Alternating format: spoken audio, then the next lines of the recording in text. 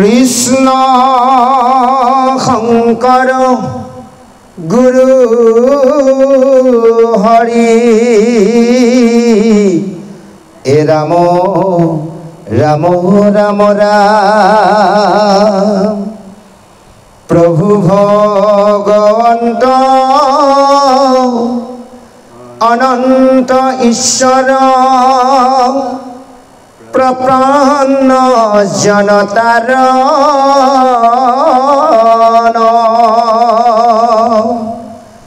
তুমি প্ৰিয়তম পৰম দেৱতা জানিয়া লৈলো শৰণ অৰাম জানিয়া লৈলো শৰণ জয় কৃষ্ণ। হে গুৰু সমস্ত মাতৃ সমস্ত, আমি যোৱাকালি শ্ৰৱণ কীৰ্তনৰ মাধ্যমত পাইছিলোঁ। প্ৰথমে সেই ৰামকৃষ্ণই মালিৰ ওচৰলৈ, তাৰ পৰা যি পুষ্পৰ বনমালা পিন্ধি মালিক আশীৰ্বাদ প্ৰদান কৰি পুনৰ সেই মথুৰা নগৰে ৰাজপথেৰে গমন কৰোঁতে কুজিক লগ পাইছিল আৰু সেই কুজিক লগ পাই কুজিও মনোবাঞ্ছা পূৰ্ণ কৰিলে। ভগৱন্ত ৰামকৃষ্ণ নিজেও চন্দন পিন্ধিলে আৰু তাৰ পৰা গমন কৰি গৈ সেই ধনুযজ্ঞ পালে। ধনুযজ্ঞৰ হৰধনু ভংগ কৰি যিসকলে বাধা প্ৰদান কৰিছিল ৰখীয়াসকলক বধ কৰিলে আৰু ইতিমধ্যে তাৰ পিছত সেই মথুৰা নগৰ ৰাজপথেৰে গমন কৰি গৈ গৈ বিভিন্নজন বাটুৰক লগ পালে। সমস্তজনে সেৱা কৰিলে, আশীৰ্বাদ প্ৰদান কৰিলে। নগৰ গোপীসকলেও দূৰৰ পৰাই দেখি কৃষ্ণৰ ৰূপ দৰ্শন কৰি তেওঁলোকৰ মনত সন্তুষ্টি লাভ কৰিছে আৰু যি দুভাগী নয়নে ভগৱন্তক দৰ্শন কৰি চকু তৃপ্তি পলাইছে। এনেভাৱে গৈ থাকোঁতে সন্ধিয়া সময় উপস্থিত হৈছে আজি। সেই সন্ধিয়া সময় হোৱাৰ লগে লগে সূৰ্য অস্ত গ'ল। সকলো ৰামকৃষ্ণৰ গোপসকলে তেওঁলোকে যে সেই মথুৰালৈ গৈছে, এতিয়ালৈ মথুৰা ৰাজকাৰেঙৰ ভিতৰত ৰাজ্যৰ ভিতৰত প্ৰৱেশ কৰা নাই। তেওঁ নগৰৰ বাহিৰতে সকলোৱে শিবিৰ পাতি তাতে গোটেই গোপৰসকল আৰু যিমানবোৰ গৈছে বজ্ৰৰ পৰা সকলোবোৰ তাতে বাসস্থান কৰি আছে। সেই স্থানলৈ গৈ তাতে সকলোৱে নিজৰ শিবিৰত গৈ ৰামকৃষ্ণই গোপসকলৰ লগত একেলগে সকলোৱে একগোট হ'ল আৰু সেই কংসৰ ৰাজ্যত থকাৰ যিসকল মহা মুনি আছিল, অৰ্থাৎ ভক্ত যিসকল ব্ৰাহ্মণ আছিল, সেইসকলে সেই সন্ধিয়া সময়ত সুযোগ বুজি সেই কৃষ্ণ ৰাম থকাৰ জেগালৈ আহি উপস্থিত হৈছে, অৰ্থাৎ দৰ্শন কৰিছে সেই সন্ধিয়া কংসই নজনাকৈ। আৰু সমস্তবোৰ নগৰৰ বাহিৰতে থাকি ৰামকৃষ্ণৰ লগতে যিমানবোৰ পালি পহৰীয়া আছিল সকলোৱে একত্ৰিত হৈ সুন্দৰভাৱে এসাঁজ খোৱাৰ ব্যৱস্থা কৰিছে। এতিয়া আমি যে ভাত বুলি কওঁ, ভাতটো কিন্তু ভুল শব্দ নহয়। আজি কৃষ্ণ বলোৰামে গোপসকলৰ লগত কি খাইছে? ভাত। শাস্ত্ৰত লিখিছে। তথাপিও আমি ভগৱন্তক নিবেদন কৰাৰ বাবে প্ৰসাদ বুলি কওঁ, হয়নে বাৰু? গতিকে প্ৰসাদৰ শব্দ অৰ্থ আপোনালোকে জানে, আমি ক'ব লগা নাই। এনেভাৱে খাই বৈ ৰাতি শয্যাগত হৈ সকলোৱে শয়ন কৰিলে আৰু এনেভাৱে ভাগ্যৰ বন্তৰ সেই গোপগণেও সেই কৃষ্ণ বলোৰামক মাজতে লৈ শয়ন কৰিব পাইছিল। অকণমান ভাবকচোন বাৰু, মন নাযায়নে বাৰু তেনেকুৱা কৰিবলৈ? কেতিয়াবা ইচ্ছা হয়, এই যে ভাগৱত পঢ়ি থাকোঁ আমি, কিছুমান ভক্তই যেনেভাৱে ভগৱন্তক দৰ্শন যেনেকৈ ভগৱন্তক পাইছে, কেতিয়াবা ভাবোঁ আমি কেতিয়া পাম, হয়নে বাৰু? নিশ্চয় এই ভাৱনাৰ গতিয়ে যদি আমি আগবাঢ়োঁ জীৱনত, নিশ্চয় এদিন আমিও দৰ্শন বা আমিও তেনেভাৱে লগ পাম। এনেভাৱে এইখিনিতে এই অধ্যায় সামৰণি মাৰি ইতিমধ্যে যে কংসই যিসকলক পঠিয়ালে পালি পহৰীয়াসকলক ধনুভংগ শব্দৰ শুনি সমস্তজনকে যে ৰামকৃষ্ণই বধ কৰিলে, এই খবৰটো ইতিমধ্যে সন্ধিয়া সময়ত কংসই পালে। এই যে কংসই খবৰ পাই গ'ল, তেওঁ এতিয়া বুকুত ভয় সোমাইছে। এই ভয়ত এতিয়া কংসই কি কৰে, ৰাতিপুৱা টোপনি আহিছেনে নাই, কি বা চিন্তা কৰিছে, পিছৰ পদত সুন্দৰভাৱে দিয়া আছে। প্ৰভুজনৰ কণ্ঠে আমি শ্ৰৱণ কৰোঁ। জয় কৃষ্ণ। জয় কৃষ্ণ। কংসৰ বিমংগল দৰ্শন আৰু মল্লৰংগত বৰ্ণন। ধনু ভংগৰ কি আহে এনাৰ শুনিব এনা হয় নিন্দা কংস ভৈলা ভয়তে ভবধ মিলয় নানা বিমংগল চিতনো হিথিৰ ছায়াতনে দেখ সিটো আপোনাৰ ক্ষীৰ ধূলি কৰ্দমত নিজ পূজক নাকলৈ আকাশত দেখ কতো দুই চন্দ্ৰ জলয় অপুনত ধৰয়াখি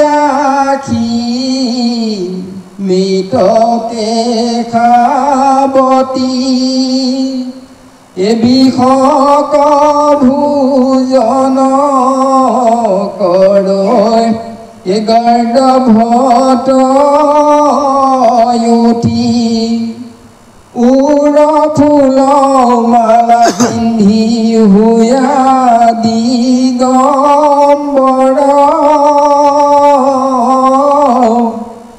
তৈল ঘুকি দক্ষিণ কৌজাইয়ে কেশৰ অনুনানা বিধ বিমংগলতে খয়াতি ভয়তে নাপাইল নিন্দা কংসে সিটো ৰাতি অনন্তৰে কংসৰায় উঠি প্ৰভাতত কৰাইলন্ত মল্ল মহুত সব কিৰাজত সজাইলে উচ্চ মঞ্চ ৰংগশালা বেহি বাৱে ঢাক ধুল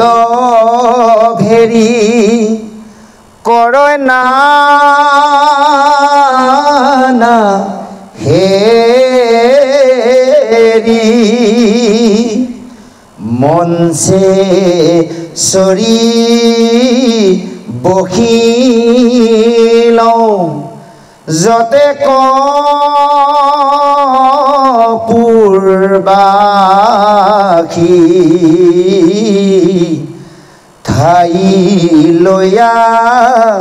বহিল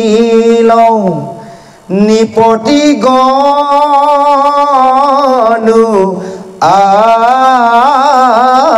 আখি জয় কৃষ্ণ। সেই কংসই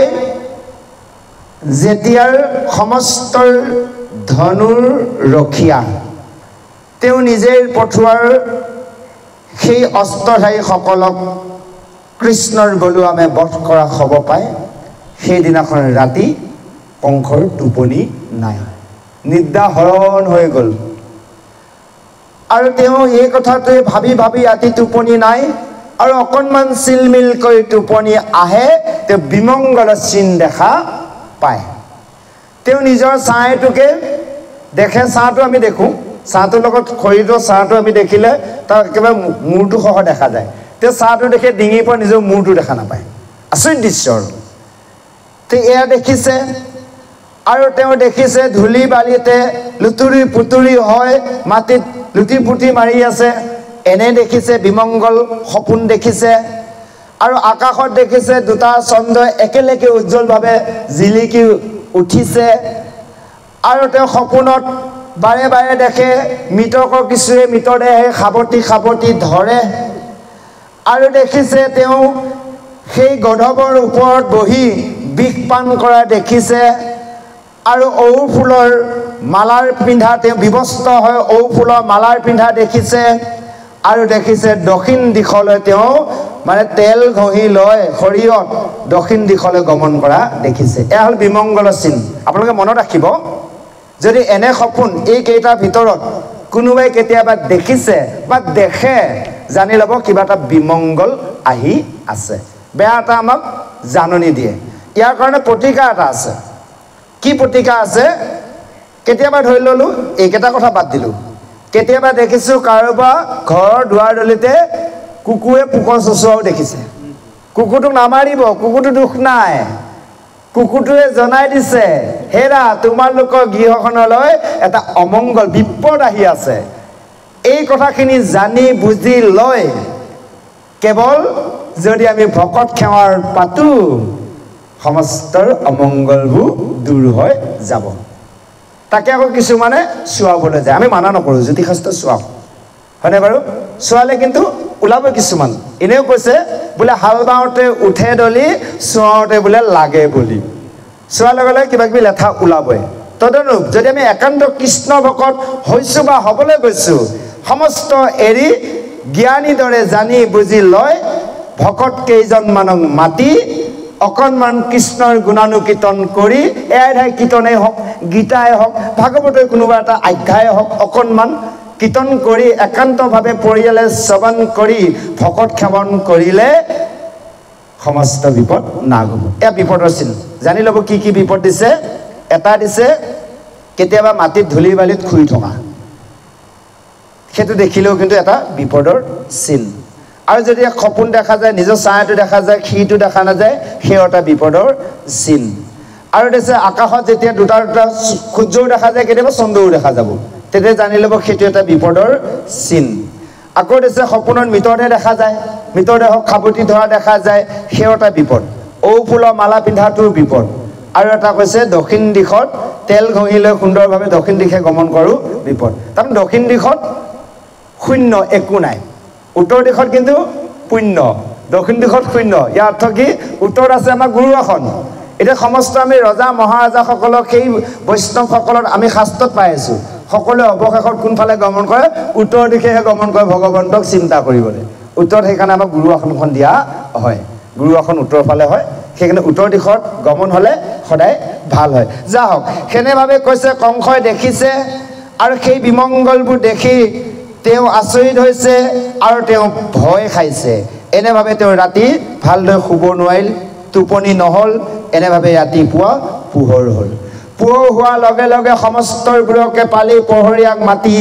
লগে লগে ৰংগমঞ্চ তৈয়াৰ কৰিলে আগতে কৰিয়ে থৈছে কেৱল অকণমান বাকী আছে সেইখিনি লগে লগে যা যোগাৰ কৰি সমস্তবোৰক বহিবলৈ আসনৰ যোগাৰ কৰিছে অৰ্থাৎ ঋষিমুনিসকলে এক চাইডত বহিব হয়নে বাৰু সমস্তবোৰে যাৰ বাবে যিখন আসন সমস্তভাৱে আসনৰ যোগাৰ কৰিছে সকলোকে বহাই ৰজা এখন ৰাজসিংহা আছে সেইখনত আহি কংসয়ো বহিছে কংসক বাকীবোৰ আগুৰি আছে যদিও সৈন্য সামন্তই তাৰ বুকুত কিন্তু ভয়টো লাগিয়ে আছে হয়নে বাৰু তেওঁ বুকুত ভয় লাগি আছে তেওঁ অলৰেডি গম পাই গ'ল কাৰণ গকুললৈ যিমানবোৰ অসুৰ পঠিয়ালে দৈত্য পঠিয়ালে সমস্ত সেই শিশু কৃষ্ণই বধ কৰিলে তাৰ পিছত আহিল অহাৰ লগে লগে যিমানবোৰ ধুবিসকলক ধুবিকে আদি কৰি সমস্তবোৰ বধ কৰাৰ ধনু যজ্ঞ অৰ্থাৎ ধনু ঘৰৰ ধনু ভাঙি সেইসকলক বধ কৰিলে ইতিমধ্যে কংসই জানিছে যে মোৰ মৃত্যু নিশ্চিত মৃত্যু সময় মোৰ আহিছে যে মোৰ মৰণ হ'ব সেইকাৰণে অহৰ্নিশ তেওঁ সেই চিন্তা ভাৱনাই হৃদয়ৰ পৰা গুচি যোৱা নাই এতিয়া এনেভাৱে সেই মানে যিকেইজন মল্ল যুঁজাৰু সেইকেইজনৰ আহি উপস্থিত হৈছে পাঁচজন আছে আমি নাম পাম ইয়াতে নাম দিছে চানু মুষ্টি কুট শল্য তুল্য 1 2 3 4 5জন পাঁচজন দিছে এই পাঁচজনৰ কেনেভাৱে যুদ্ধ কৰে পিছত ওলাব যা হওক আহক আৰু অকণমান পৰে এই অধ্যায় সামনি পৰিছে আমি শ্ৰৱণ কৰোঁ জয় কৃষ্ণ কৃষ্ণ কৃষ্ণ পিতৃ মাতৃক দেখাটো আপোনাৰ বিমংগল নহয় এতিয়া কৈছে মৃতৰ দেহক খাবতি ধোৱা আপোনাৰ পিতৃ মাতৃক আপুনি সপোনত দেখিলে জীৱিত দেখিছে তেওঁলোকে অলৰেডি মৃত্যু আগতে হ'ল কিন্তু আপুনি দেখিছে জীৱিত দেখিছে এই জীৱিত যেতিয়া পিতৃ মাতৃক দেখা যায় ইয়াত দুটা কাৰণ আছে এটা কাৰণ হয় কেতিয়াবা সেই পিতৃ মাতৃ বা পিতৃ মাতৃ বুলিয়ে নহয় পৰিয়ালৰ মৃতকসকলে কেতিয়াবা জীয়াই থকা অৱস্থাৰেদি আপুনি সপোনত দেখে তেতিয়া জানি ল'ব ইয়াত দুটা কাৰণ আছে এটা কাৰণ হয় তেওঁ আত্মা শান্তি পোৱা নাই সেইকাৰণে পৰিয়ালক দেখাই আছে তেতিয়া সেই ব্যৱস্থাইদি তেওঁৰ নামত যদি ভকত সোধা যায় হয়তো অকণমান শান্তি পাব এক দুই নম্বৰ হয় কি সেই আত্মাৰ আৰু এটা কথা জানি ল'ব লাগিব আমাৰ মানুহৰ যে 24 তত্ত্বৰ শৰীৰটো গঠিত এতিয়া মানুহ এজন মৃত্যু হ'লে কয় কি এয়া আমাৰ দেউতা জন্ম লৈছে মৃত্যু হোৱাৰ পিছত কোনোবা নাতিপুতি এয়া বোলে আমাৰ ককা এয়া আইতা ইত্যাদি আৰু হয় সেই প্ৰকৃততে সেই আত্মাটো নহয় কিন্তু যে আমাৰ 24 তত্ত্বৰ ভিতৰত গুণ তত্ত্বটো আহি যায় এই গুণ তত্ত্বটোহে আহে বুজি পাইছেনে গতিকে এই তেনেভাৱে সেই গুণ তত্ত্বইদি তেওঁ জন্ম ল'বৰ কাৰণে ক'ৰবাত ঠাই বিচাৰিছে জানি ল'ব দুটা কাৰণ এটা হ'ল কি তেওঁ আত্মা শান্তি পোৱা নাই এটা কাৰণ হৈছে গুণ তত্ত্বৰ বাবে ইয়াৰ শান্তি নাপায় জানে পুত্ৰৰ নাতিসকলে যদি পিতৃ মাতৃ হয়নে বাৰু পেটকাৰ্য কৰোঁতে বা বাৰ্ষিক তিথি পাতোঁতে শুদ্ধ সত্ৰে নাপাতে সেই পিতৃ মাতৃ কেতিয়াও শান্তি নাপায় সেইকাৰণে কৈছে যে আমাৰ যেতিয়া মানুহ মৃত্যু হয় প্ৰভু মৃত্যু হ'লে এটাৰ আত্মাক শাস্ত্ৰই কৈছে শাস্তি দিয়ে হয়নে বাৰু এই 3 দিনলৈ একো নিদিয়ে 3 দিনটো মাত্ৰ অকণমান সময় কাৰণ আমি কালিও পাতিছোঁ দেৱসমূহৰ মতে এদিন আমাৰ কাৰণে এবছৰ তেতিয়াহ'লে আমাৰ কাৰণে 10 দিন মাত্ৰ অকণমান সময় 10, 11, 12 দিন হয়নে প্ৰভু অকণমান সময় ক্ষণ মাত্ৰ গতিকে এই যে 3 দিনলৈ আমি যে তিলনি কৰাৰ সময়লৈ এই যে পাপাত্মা হ'লেও পুণ্যাত্মাৰ কথা নকওঁ ভক্তি আত্মাৰ কথা ডাইৰেক্ট বৈকুণ্ঠ যাব পাপাত্মা হ'লে যমনগৰলৈ যমদূতে নিলেও তেওঁ কিন্তু শাস্তি নিদিয়ে সেই 3 দিন তিলনিলৈ আৰু একো খাবলৈ নিদিয়ে এই যেতিয়া আমি তিলনি দিনাখন ভকত বৈষ্ণৱক মাতি তিলনি যেতিয়া নিয়ম কৰা যায় যাৰ যি নিয়ম কোনোবা জলপিণ্ড দিয়া নিয়ম আছে কিবা ইত্যাদি এই তেতিয়া অকণমান জল খাব দিব সেই আত্মাটো অকণমান জল দিব তুমি এখন খোৱা আৰু ৱেটিঙত থাকা তাৰপিছত 10 দিনৰ দিনাখন দহা কাৰ্য কৰিলে দহা কাৰ্য কৰাৰ দিনাখন তেতিয়া কি হ'ব দহা কাৰ্য কৰি ভকত বৈষ্ণৱক অকণমান জলযোগ কিবা এটা ব্যৱস্থা কৰে শুদ্ধ মানুহ ভকতে বহুত পেট ভৰাই সেই গৃহত কেতিয়াও গ্ৰহণ নকৰে তেতিয়া তেওঁকো কিবা ওপৰত খাব দিব 11 দিনৰ দিনাখন কৰম 12 দিনৰ দিনাখন সপোন দি 13 দিনৰ দিনাখন বৈষ্ণৱ ভোজন হয় আমাৰ মতে কৈ আছে দেই প্ৰভু এই যে বৈষ্ণৱ ভোজন হৈ গ'ল 13 দিনৰ দিনাখন ভকত বিদায় শেষ তেতিয়া চিত্ৰগুপ্ত কবৰ জমে বোলে হেৰা চিত্ৰগুপ্ত এতিয়া এওঁ হিচাপ কিতানখিনি কৰা জীৱনত জন্ম 5 বছৰৰ পৰা যি কৰ্ম কৰোঁতে পাপ পুণ্য হ'ল সেই হিচাপ কিতান আছে এই যে তিলনিৰ পৰা মৃত্যু দিনাখনৰ পৰা যিদিনাখন শ্মশানলৈ নি খৰি দাহন কৰিব সমাজৰ ভকতসকলক দুখ পাইছে নেকি তাৰ যত্ন আমি কিন্তু গৃহস্থ ল'ব লাগিব সেইদিনাখনৰ পৰা হিচাপ হ'ব 13 দিনলৈ এই যে 13 দিন ভকত সোধা কৰ্মখিনি হ'ব কাৰ নামত হ'ব সেই মৃতকৰ নামত যিমান পাপ হ'ব পুণ্য হ'ব মৃতকই পাব যদি পুত্ৰ নাতিসকলে ভকত বৈষ্ণৱক শুদ্ধ সত্ৰৰ বাবে মন প্ৰাণ ঢালি যদি সেৱাৰ কৰিব পাইছে যিমান পুণ্য অৰ্জন হ'ব সেই পিতৃ বা পিতামহই পাব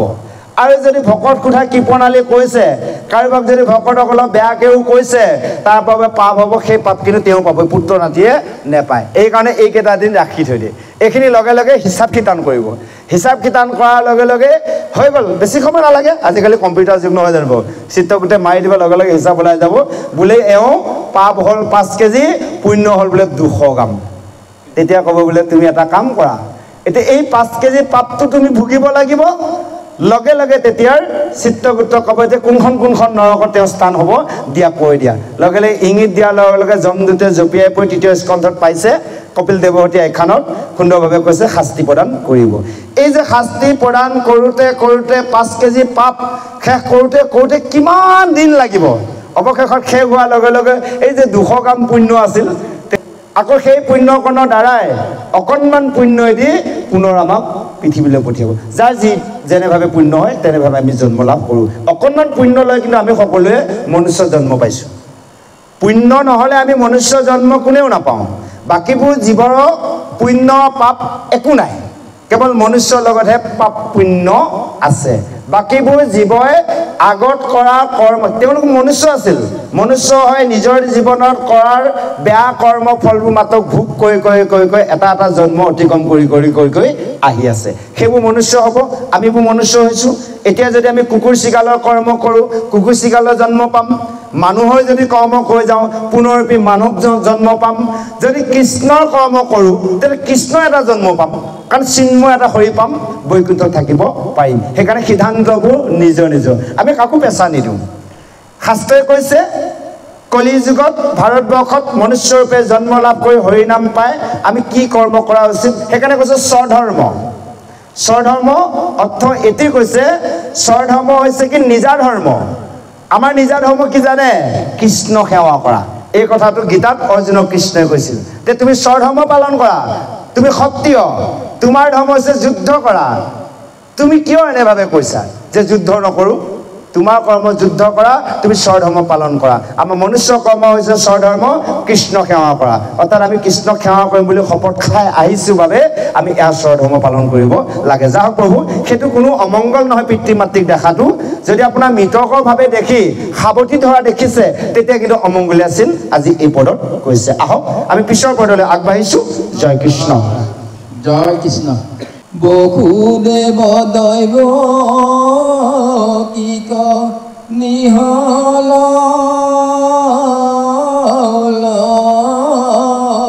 গাই তুলাইলে কমঞ্চ দাৰুণ কংখৰায় কৰ দিয়া নন্দু গোপগণ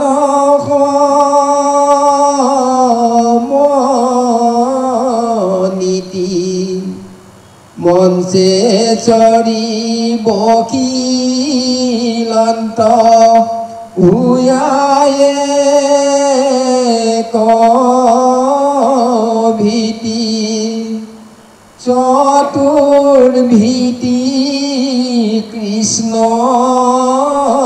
কথা কবৈ কনা কণী এজাৰ গুণ মহিমা বনে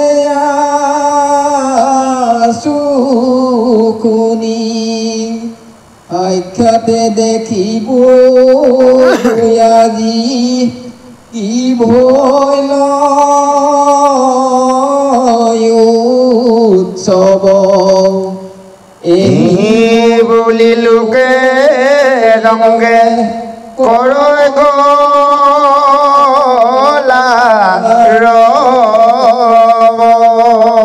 জয় কৃষ্ণ এনেভাৱে সেই চালু মুষ্টি কটৰ খল্ল তুল্য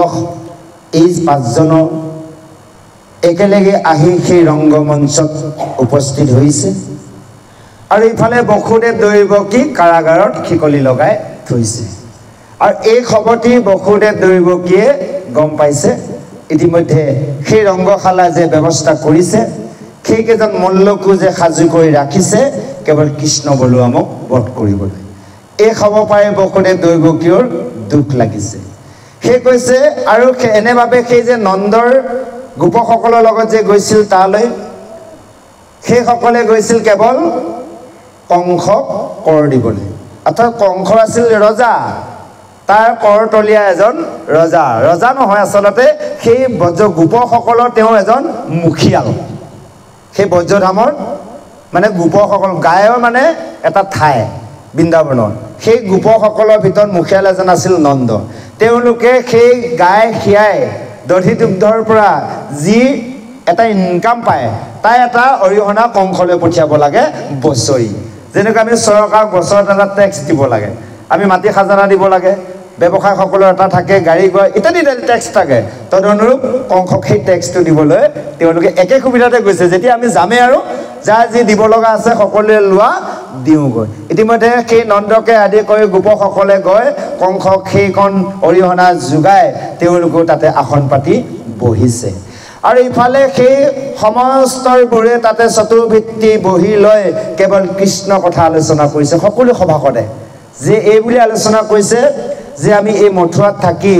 সেইজন কৃষ্ণ কথা কানে কানে ইয়াৰ মুখে তাৰ মুখে শুনি আছিলোঁ সেইজনক আজি আমি সাক্ষাৎ চকুৰে দৰ্শন কৰিব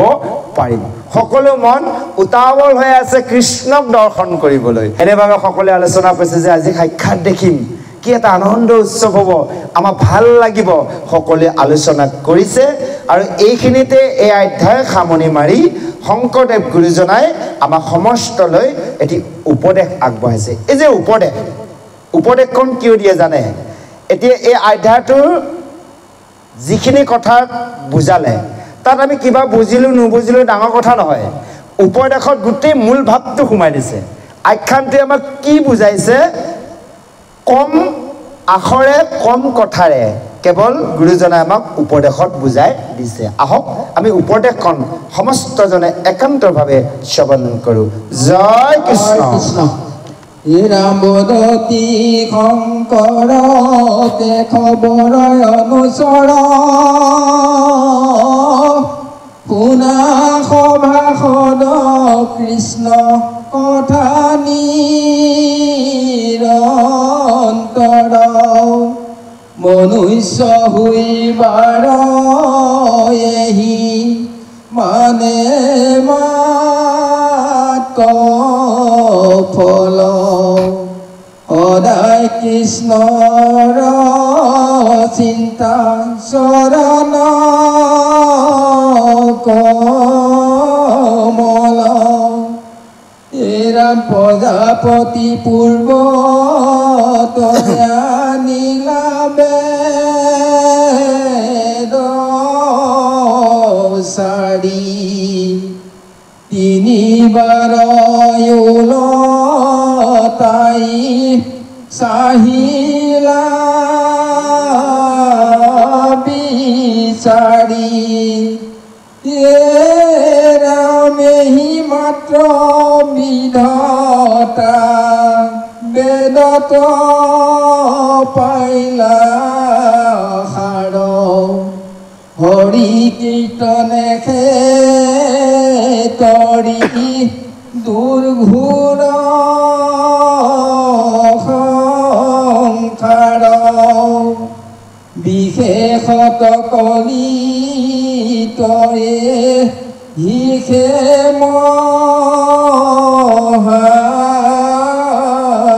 ধৰ্ম হেন জানি যত নেতে জিউয়া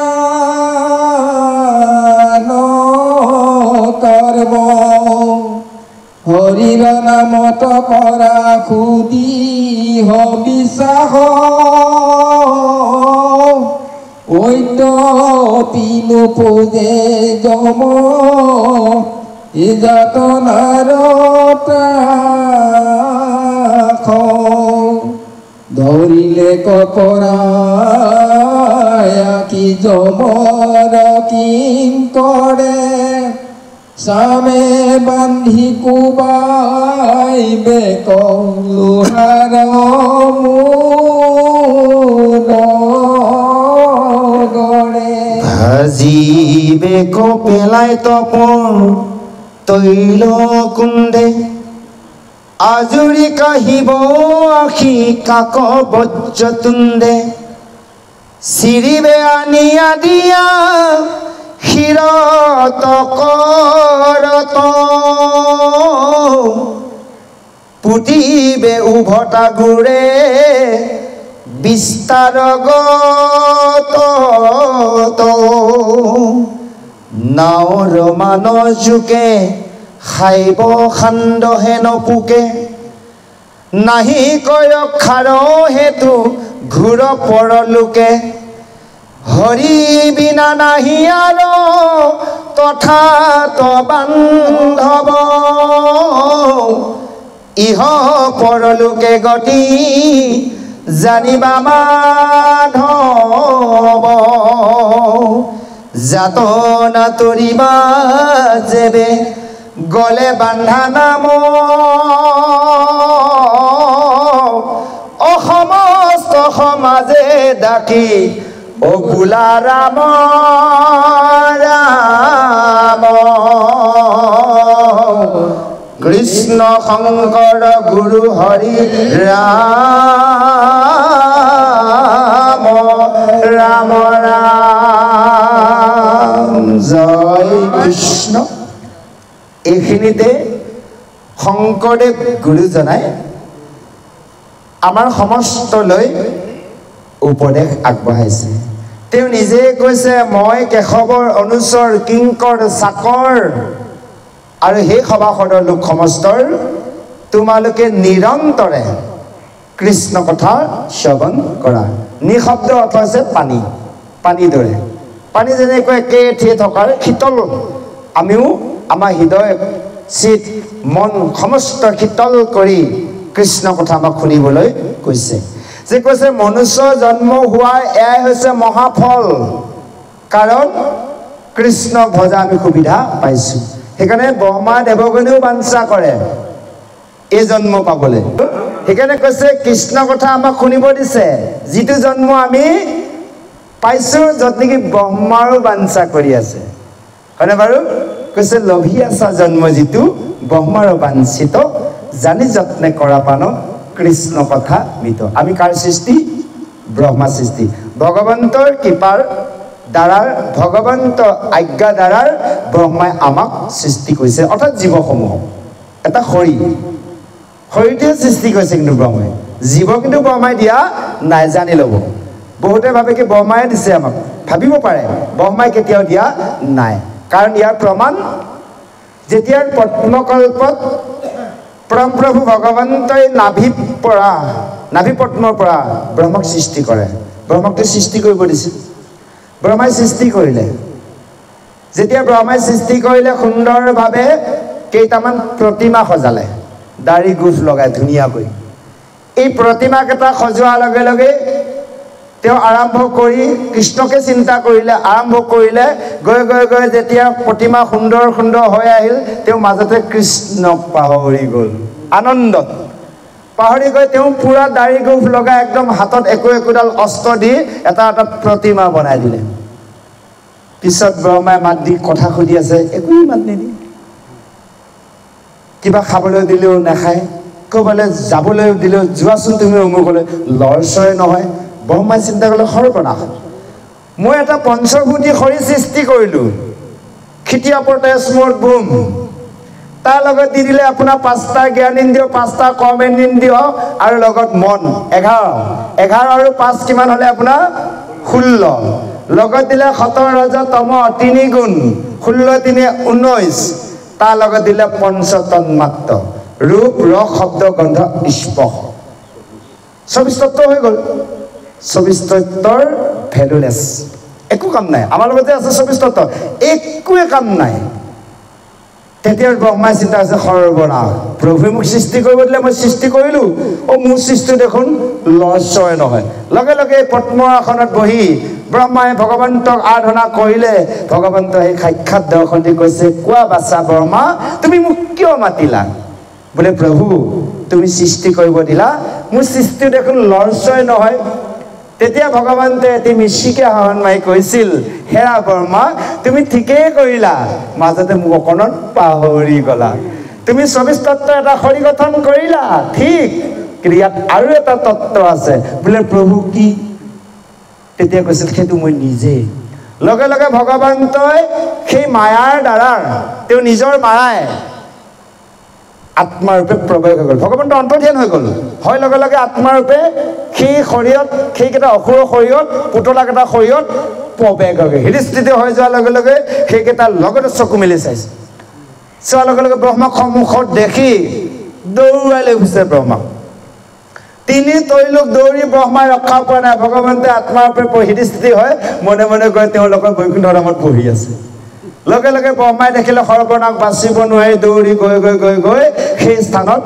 উপস্থিত হ'ল দূৰৰ পৰা ব্ৰহ্মাক দেখি ভগৱন্তই হাঁহিছে পালি বেটা মোক এইবিলাক কৰ্ম কৰ নিজৰ মতে কৰ গম পাইছ তেতিয়া লগে লগে সেই সময়তে ভগৱন্তই মায়াৰ দ্বাৰা এগৰাকী স্ত্ৰী সৃষ্টি কৰিলে মহিলা আইসকলক কৈছে জানে নামটো সেইগৰাকী হৈছে সন্ধিয়া সন্ধিয়া সন্ধিয়া এই যে কাল সন্ধিয়া দুই দণ্ডৰ সময় কাল সন্ধিয়া কোন ফুৰে ভূত পেটবোৰ শিৱৰ অনুচৰবোৰ বেয়া সময় সেয়া দৈত্যৰ প্ৰথম সৃষ্টি কৰিছিলে সেইকাৰণে প্ৰথমে সৃষ্টি কৰিছিলে অবিদ্যা বুলি কৈছে অবিদ্যা মানে অজ্ঞান সেইকেইটাক সৃষ্টি কৰিছিলে অবিদ্যা কপালে যে অবিদ্যা সৃষ্টি হ'ল আচ্ছা যে হওক এতিয়া কথা হ'ল কি সেইকেইজনক যেতিয়া তেনেভাৱে যেতিয়া সেইগৰাকী সন্ধিয়া সৃষ্টি কৰিলে এগৰাকী স্ত্ৰী সেইগৰাকীক দেখাৰ লগে লগে সেইকেইজনে ভাবিছে দৈত্যকেইজনক বা এগৰাকী বৰ সুন্দৰ দেখোন ব্ৰহ্মাক পাহৰি গ'ল সেইগৰাকীকে বিবাহ কৰাই ল'লে সেইকাৰণে সেই দুই দণ্ড সময় কাল সন্ধিয়া দুই দণ্ড 48 মিনিট এক দণ্ড 24 মিনিট দুই দণ্ড 48 মিনিট ইয়াৰ তত্ত্ব যে 24 ঘণ্টায় একদিন হয়নে বাৰু এটা আমাৰ 24 তত্ত্ব হৰি আৰু লগতে সেইকাৰণে দণ্ডত দুই দণ্ডত 24 মই এক দণ্ডত 24 মিনিট কৰিলে আৰু কিবা কিবি আছে যোগ বিয়োগ এইবোৰ আছে আৰু যা হওক তে এক দণ্ডত 24 মিনিট দুই দণ্ডত 48 মিনিট এই 48 মিনিট সময়টো কাল সন্ধিয়া এই সময়টোত শিৱৰ অনুচৰসকল ভূত পেটবোৰ ভ্ৰমণ কৰে সেই সময়খিনি আমি প্ৰত্যেক গৃহত গুৰু কৰ্ম কৰিব লাগে এইখন বেলিতে কৰিলেও সেই সন্ধিয়া কৰ্মখিনি নহ'ব আৰু যদি আমি 7টা বজাতো সোমাওঁ তেতিয়াও কিন্তু সেই সন্ধিয়া সেই ঈশ্বৰৰ কৰ্মখিনি পূৰ্ণাংগ নহ'ব গতিকে আমি সেই বেলি বহাৰ সময়তে অকণমান আগতে আমি মন্দিৰত ইটো সিটো কৰ্মখিনি আগবঢ়াব লাগিব চাফ চিকুণ ইত্যাদি ইত্যাদি যেতিয়া এই দুই দণ্ড সময় কাল সন্ধিয়া সময়টো পৰা সময়ত মন্দিৰত ভগৱন্তৰ গুণনাম চলিব লাগিব আৰু সেইখন সময়ত কোনোখন গৃহতে কোনো চৌকা জ্বলাব নোৱাৰিব আছে নহয় এই সন্ধিয়া সময় হ'ল যাচোন যা চাহ একাপ বনাই খাই লৈ মন্দিৰত সোমাওঁ তেনেকুৱা ভকতো আছে আপোনালোকৰ এফালে নাথাকিব বা আমাৰ তাতে আছে যা হওক কথা হ'ল কি সেই ব্যৱস্থাটো নহ'ব কাৰণ চৌকা জ্বলাব নালাগে আৰু সেই সময়ত কোনো পবিত্ৰ কাম কৰিব নাপায় আৰু এটা কথা দিয়া আছে ল'ৰা ছোৱালীকো পঢ়িব দিব নালাগে সেই সময়ত আমাৰতো পূৰা ঈশ্বৰৰ কৰ্মতে ব্যস্ত কৰা থাকিব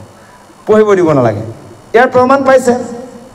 যি সময়ত কাশ্যপ ঋষিয়ে ভগৱন্তৰ কৰ্ম কৰিব বিচাৰিছে সেই সময়ত দ্বিতীয় কি কৈছে সন্তান মাগি আছিল প্ৰমাণ হয়নে বাৰু তাৰ পৰা কি ফল পালে দুটা অসুদৈত্য জন্ম পালে তদনুৰূপ আমি যদি সেইখিনি সময়ত কিবা ভাল কৰ্ম কৰিব বিচাৰোঁ তাৰ ফল কি হ'ব জানে শূন্য একো নাই হ'ব কিবা কিবি কিন্তু তাত একো নাই বোলে আছে গৰু নাবাই হাল হোৱাতকৈ বোলে নোহোৱাই ভাল তেনেকুৱা হ'ব হয়নে বাৰু সেইকাৰণে এতিয়া এই বৰ্তমান সময়ত আজি যুগৰ অনুসাৰে আজিকালি ল'ৰা ছোৱালীবোৰ কিয় কাকো নামানা হ'ল ইয়াৰ অৰ্থ হৈছে সেইটো কোনজন পিতৃ মাতৃয়ে ঈশ্বৰক চিন্তা কৰি এই সময় নিৰ্ধাৰিত কথা জানি সতি সন্ততি জন্ম দিছিল কোনো দিয়া নাই স্বয়ং ব্ৰহ্মাই জানা নাছিল নজনাৰ কাৰণে ব্ৰহ্মাই দৌৰি ফুৰিছে নিজৰ পুত্ৰসকলৰ হাতত তদনুৰূপ আমি পিতৃ মাতৃসকলেও ল'ৰা ছোৱালীক কেনেভাৱে জন্ম দিব লাগে নজনাৰ বাবে আজি পিতৃ মাতৃয়ে ল'ৰা ছোৱালীৰ পৰা দৌৰি ফুৰিব লগা হৈছে জয় কৃষ্ণ হয়নে বাৰু আজি বৃদ্ধাশ্ৰমৰ ব্যৱস্থা ল'ৰাটোৱে বোলে চাকৰি কৰে বাহিৰত থাকে পিতৃ মাতৃ ঘৰত থাকে নাই বৃদ্ধাশ্ৰমত ঘৰত আছে কিন্তু দেউতাক মাকক খবৰে নলয় কম ডাঙৰ কথা নেকি বাৰু এইটো কিয় হৈছে জানে নিজৰ কৰ্মফল আমি নিজে ভোগ কৰিব লগা হৈছে স্বয়ং ব্ৰহ্মা ভুল হৈছিলে ব্ৰহ্মাই সৃষ্টি আমি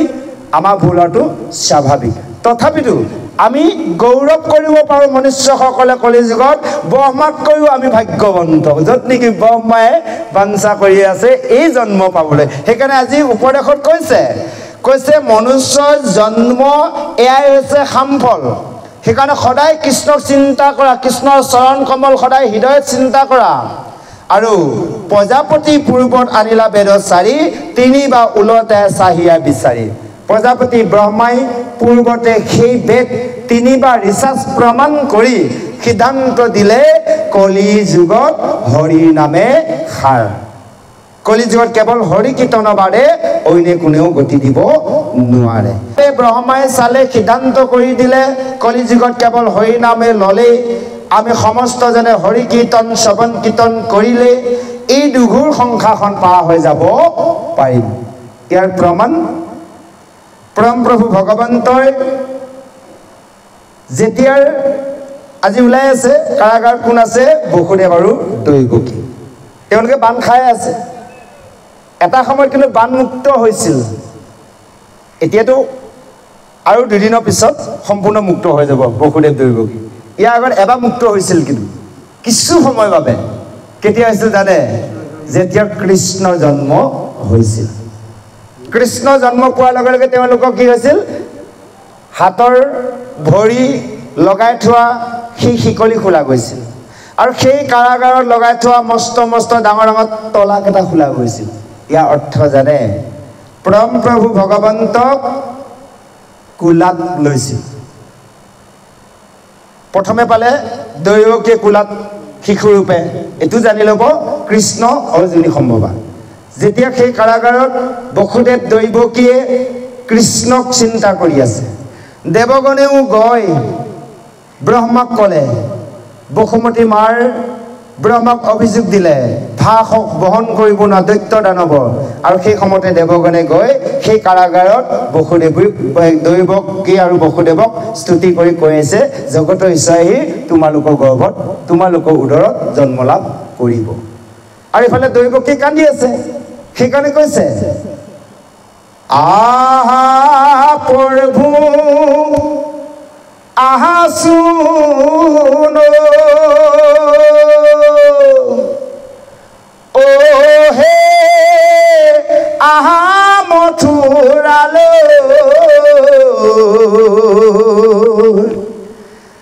দৈৱকীয়ে কান্দি আছে তোমাৰ নাম লৈ আহা প্ৰভু আহা শুন দেৱগণে স্তুতি কৰিছে হে প্ৰভু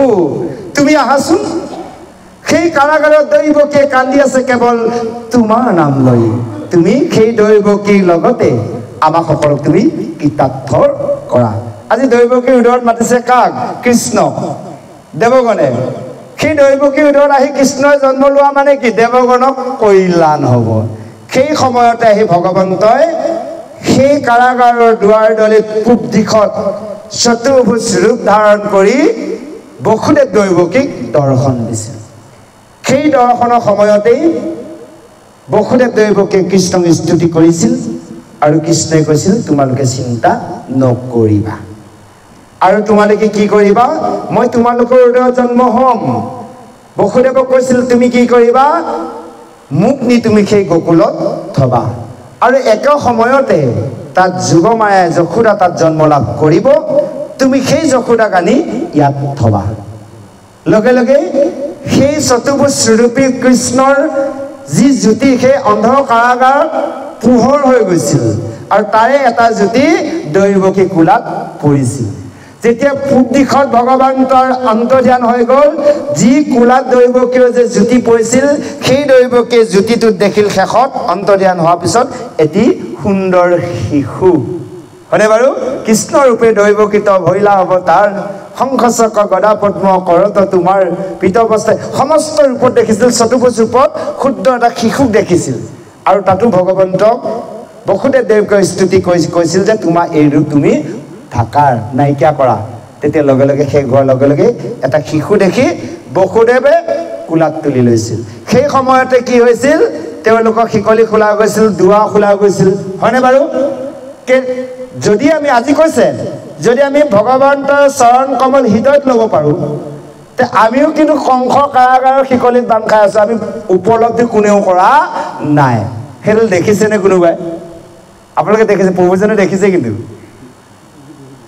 সেইডাল হৈছে মায়াৰ শিকলি এই সংসাৰত যে আমি বান্ধ খাই আছোঁ সেইডালে আমাৰ আটাইতকৈ ডাঙৰ শিকলি সেইডালৰ পৰা আমি খোল খাবলৈ চেষ্টা কৰিব লাগে যিমান পাৰোঁ বান্ধ খোৱাহে চেষ্টা কৰি আছোঁ হয়নে প্ৰভু অচুৰ্য বিভূতি পুত্ৰ পৰিবাৰৰ লগত যদি বেছিকৈ লাগি আছোঁ বিষয়ৰ লগত জানি ল'ব সেইডাল শিকলি বান্ধটো বেছিকৈ টাইটহে কৰি লৈছোঁ আমি খোলাৰ ব্যৱস্থা কৰিব লাগে আমি টান কৰি লৈছোঁ সেইকাৰণে সেই বসুদেৱ দৈৱকী যেনেকৈ খোলা গৈছিল আমাৰো খোলা যাব হৃদয়ত যদি আমি সেইজন কৃষ্ণক আমি ৰাখিব পাৰোঁ এয়া হ'লে এক দুই নম্বৰ যেতিয়াৰ সেই বসুদেৱে কৃষ্ণক কোলাত লৈ গৈছিল তেতিয়াৰ সেই ভৰা যমুনা বাৰিষা দিন ভৰা যমুনা বসুদেৱৰ কিমান পানী হৈছিল এক কাঠু পানী হৈছিল হয়নে বাৰু সেইখন ভৰা যমুনা তে আমিও সেইখন যমুনাতে পৰি আছো কোনখন যমুনা ভৱৰ সাগৰ অৰ্থাৎ ভৱ সংসাৰ সাগৰখনত আমি আছো আমি পাৰ পোৱা নাই যদি সেই কৃষ্ণক আমি হৃদয় ধাৰণ কৰিব পাৰো বসুদেৱ কিমান একাঠু আমাৰ মাতক গু খুজ পানী বোলে ভৰিখনো আমাৰ এটা আঙুলিও টিয়া নাযায় ভৰি তলুৱাও টিয়া নাযায় পাৰ হৈ যাব পাৰিম ভকতৰ বাবে সেইকাৰণে আমি কৃষ্ণক হৃদয়ত চৰণ কমল ধ্যান ধাৰণা মাগে ৰাখি মুখত আমি নাম ল'ব লাগিব সেই কথাখিনিকে কৈছে এনেভাৱে কৈছে সেইজন কৃষ্ণৰ চৰণ হৃদয়ত ৰাখিবা আৰু সেইজন ভগৱন্তৰ কৃষ্ণ গুণনাম কীৰ্তন কৰিবা হৰি নামত কৰা দিহৰ সুদিহৰ বিশ্বাস অদ্যপি নোপোজে যমৰ যাতনাৰ দাস হৰি নামত সদায় সুদিহ বিশ্বাসটো আছে হয়নে মানুহজনৰ ওপৰত বিশ্বাস আছে তাৰমানে অকণমান নাইও তাৰমানে হয়নে বাৰু সুদিহ বিশ্বাস আমি ভগৱানৰ নামত বিশ্বাস কৰিছোঁ কিন্তু সুদিহ বিশ্বাস কৰা নাই নামো লৈছোঁ বেলেগো বিচাৰি আছোঁ এইটো সুদিহ বিশ্বাস হ'ব নে বিশ্বাসটো হয় সুদিহৰ বিশ্বাস আজি কৈছে সুদিহৰ বিশ্বাসে সেইজন ভগৱন্তৰ নাম লোৱা নহ'লে যমৰ যাতনাৰ পুনৰ পাব লাগিব পাইটো আহিছে আকৌ পাব লাগিব ধৰিলে পৰা আখি যমৰ কিংকৰ চামে বান্ধি কোবাই বেক লোহাৰ ডাংগ নহ'লে যমৰ কিংকৰ সেই কালপোৱা সপোৱা বেংকাময়ে আহি চামৰা জৰিয়ে বান্ধি লয় সেই লোহাৰ ডাঙে টাঙন দিব তাৰ পৰা বাচাৰ ব্যৱস্থা কৰা নহ'লে সেই নি গৰম তেলত ভাজিব তপত বালিত ভাজিব আৰু আজৰি কাহিনী সেই বজ্ৰকুণ্ডৰ নৰকত পেলাব আৰু এনেভাৱে ক্ষীৰ কাটি দিব আৰু উভুটাকৈ তললৈ মূৰটো দি সেই বিস্তাৰ মাজত পুতিব এয়া যন্ত্ৰণা আমি ভোগ কৰি আহিছোঁ উপলব্ধি কোনো কৰা নাই যদি বাৰে বাৰে ভুল কৰোঁ বাৰে বাৰে সেই জেগালৈ যাব লাগিব যমৰ লগত সংযমনি বুলি কৈছোঁ সংযমনি অৰ্থাৎ য'ত নেকি নিয়ম সংযম আমি যে কওঁ অকণমানো নিয়ম সংযম নাইও হয়নে বাৰু সেই নিয়ম সংযম য'ত শিকায় সেইখনকে যমৰ নগৰ সংযমনি দেশ বুলি কৈছে যেতিয়া আমি শিকি আহিলোঁ ফেল কৰিলোঁ বোলে আকৌ এবাৰ পঢ়িয়া পাছ কৰিবই লাগিব নহ'লে বাৰে বাৰে যাই থাকিবলৈ বাৰে বাৰে আহি থাকিব লাগিব গতিকে তাতে আমাক শিক্ষাখন দি পঠিয়াব সেইকাৰণে কৈছে সেই নৰকৰ উভুটাকৈ বিস্তাৰ মাজত পুতিব সেই গাঁত খানি আকৌ কৈছে নাৱৰ মানৰ জোক এখন নাও সমান ডাঙৰ এটা জোক সেই জোকে একদম ধৰি লৈ মেৰাই লৈ তেজ পিৰিব কম যন্ত্ৰণাতে ইয়াত কৈছে নাও এখনো সমান ডাঙৰ জোক যিখন নাও নেকি এই লঞ্চ এতিয়া কিমান 100-150 মানুহ যায় সেনেকুৱা এখন লঞ্চৰ নিচিনা এটা যদি জোকে ধৰিব পাব ইমানটো ধৰোঁতে বিচুতি হৈ আছে আৰু সেয়া জানা ল'ব লগা নাই সেইকাৰণে কৈছে এখন নাও সমান জোকে ধৰি তেওঁক কি কৰিব তেজ পিৰিব সেইকাৰণে কৈছে হৰি বিনা নাহি আৰু তথাতো বান্ধৱ ইহ পৰলোকে গতি জানিবা মাধৱ হৰি নামৰ ব্যতিৰেকে সেই স্থানৰ পৰা ৰক্ষা কৰোঁতা কোনো নাই এতিয়া বিপদত পৰিছোঁ কাৰোবাক মাতিছোঁ কোনোবা এজনে উদ্ধাৰ কৰিছে হয়নে বাৰু এতিয়া কোনোবা কিবা কাৰণত হকে নহকে কিবা কেচমকমত পুলিচ প্ৰশাসনে ধৰিলে অন্য হ'লে আমাৰ বৰদলৈ ববু আছে ক'লেতো অকণমান সহায় কৰিব নহয় জানো জয় কৃষ্ণ যাওক কথা হ'ল কি সেই জেগাত সহায় কৰোঁতা কোনো নাই সেই তিনিজনে যেতিয়া চিপাহীয়ে ধৰি লৈ যাব তাত সহায় কৰা কোনো নাই সেইকেইজনে ধৰিব অহা আগত খোজ দিব পৰা ব্যৱস্থা আছে সেই খোজটো হ'ব কেৱল হৰি নাম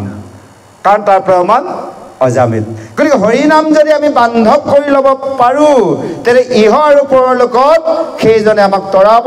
সেই শেষত কৈছে যাতনা তৰিবা যেবে গলে বান্ধা নাম সমস্ত সমাজে ডাকি বোলা ৰাম ৰাম এই যাতনাৰ পৰা তৰিবৰ বাবে গলত কেৱল হৰি নাম বান্ধি লোৱা সেই বুলি কোৱা নাই মস্ত এটা তাবিজ বনালে হৰি নাম বুলি লিখি লৈ বান্ধি লোৱা বুলি কোৱা নাই কেনেকৈ ল'ব দিছে হৰি নাম কেৱল আমাৰ ভিতৰত ঈশ্বৰৰ নাম ভৰাই কণ্ঠলগ্ন কৰি ৰাখিব লাগিব এইখিনিতে ৰাখি থ'লেও নহ'ব ভিতৰত যদি এসোপা বেয়া লৈ আছোঁ প্ৰভু এইখিনিতে মুখতে কৃষ্ণ পেটতে যদি এইটো দেখিবই মন নাযায় হয়নে একো কাম নাহিব সেইকাৰণে ভিতৰৰ পৰা হৰি নাম ভৰাই ভৰাই ভৰাই ভৰাই আনি গললৈকে হৰি নাম কৰি ৰাখিব লাগিব হয়নে বাৰু তেতিয়া আমি মাততে আহিব হঠতে আমাৰ নাম আহিব যদি ভিতৰত এখোবা বেয়া ভৰাই থৈছো বাহিৰলৈ যদি হৰি নাম বিচাৰি থাকো আহিব নে বাৰু কেতিয়া আহিব তাৰ প্ৰমাণ ধৰি ললো ভঁৰালত এখোবা আগৰ দিনৰ আপোনাৰ আহুদান ৰূপহী ধান ভৰাই দিছো এতিয়া বোলে নাই ফটকে জহা আৰু বৰা চাউলৰ কেইটামান অন্ন খাবলৈ মন গ'ল আপুনি বিচাৰিলে পাব নেকি আপুনি গোটেই খোবা আহু আৰু ৰূপহী ধান ভৰাই দিছে হয়নে বাৰু গতিকে যদি জহা বৰা খাব বিচাৰে সময়ত তেলে এতিয়া পৰা জহা বৰা ভৰুৱা অভ্যাস কৰক জয় কৃষ্ণ